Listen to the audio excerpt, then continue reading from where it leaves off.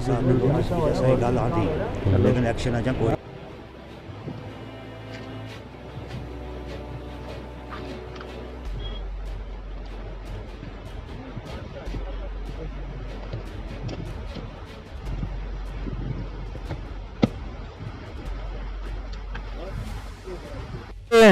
हमारी रोड को पूरा करो, जल्दी से पूरा करो, जल्दी से पूरा करो। हम क्या चाहते हैं? इंसाफ के आगे झुकना पड़ेगा। हम क्या चाहते हैं? इंसाफ, हम क्या चाहते हैं? इंसाफ। हमारी रोड को, पूरा करो, रास्ते को, पूरा करो, रास्ते को, पूरा करो, परेशानी को, हल करो, परेशानी को हल करो।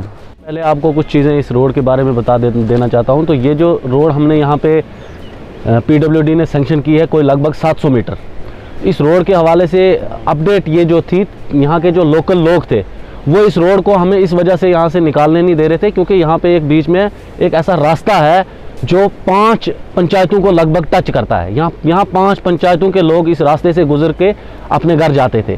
तो यहाँ के हमारे जो लोकल थे उन लोगों का यही कहना था कि अगर इस रास्ते को आप तोड़ेंगे तो जो मतलब हमारा आने जाने का आवाम का जो सिलसिला चलने का है वो बंद हो जाएगा, और वो काफ़ी दिनों से देखा जा रहा है कि वो बंद ही है यहाँ पे।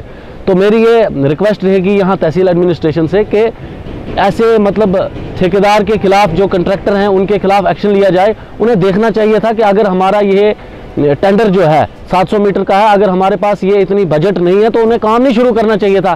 तो अगर काम शुरू किया था तो उसको पाई तकमील तक पहुँचाना था, क्योंकि ये काम उन्होंने शुरू तो किया लेकिन अब देखें जो 5 पंचायतों के लोग यहाँ से गुजर के घरों को जाते थे वो सारे आज मतलब ये देखें ये दरबदार हो गए हैं। तो मेरी ये रिक्वेस्ट रहेगी तहसील एडमिनिस्ट्रेशन से कि देखें यहाँ पे बच्चे बुजुर्ग जितने भी यहाँ पे इस रास्ते से गुजरते हैं तो वो देखें रास्ते की हालत देखें। मैं मीडिया पर्सन आपसे रिक्वेस्ट करूँगा कि आफ्टर दैट इस मतलब के बाद ये रास्ता दिखाएं आप जो यहाँ से लोग आज गुजर रहे हैं। तो मेरी ये रिक्वेस्ट रहेगी तहसील एडमिनिस्ट्रेशन से कि इसको रोड को जल्द से जल्द जो है टच किया जाए और लोगों के लिए जो आने जाने का रास्ता है वो बहाल किया जाए। जी, आपका नाम? मंजूर अहमद। किस तरीके की मुश्किलात आपको? मुश्किलात बहुत आ गई है रास्ते की। ये तकरीबन 3 महीने पहले इस ठेकेदार मक्खन सिंह ने काम लगाया था, इसको ये 700 मीटर का टेंडर पड़ा था। तो इन्होंने पीछे ज़मीन काट के मलबा डाल के ज़मीनों की बर्बादी काट के तो अब 10 मीटर का फ़र्क रह गया रोड टच होने को। और वो अब ठेकेदार कह रहा नहीं जी मेरा काम पूरा हो गया, कभी बोल रहा है मुझे ट्राला नहीं मिल रहा मशीन इधर लाने के लिए, कभी कुछ बहाने कर रहा है। फिर हमने तहसीलदार साहब को भी बोला, उन्होंने भी फ़िलहाल कोई एक्शन नहीं लिया। और ये डीसी साहब के नोटिस में भी कल से हमने दिया है लेकिन अभी तक एक्शन कुछ नहीं हुआ।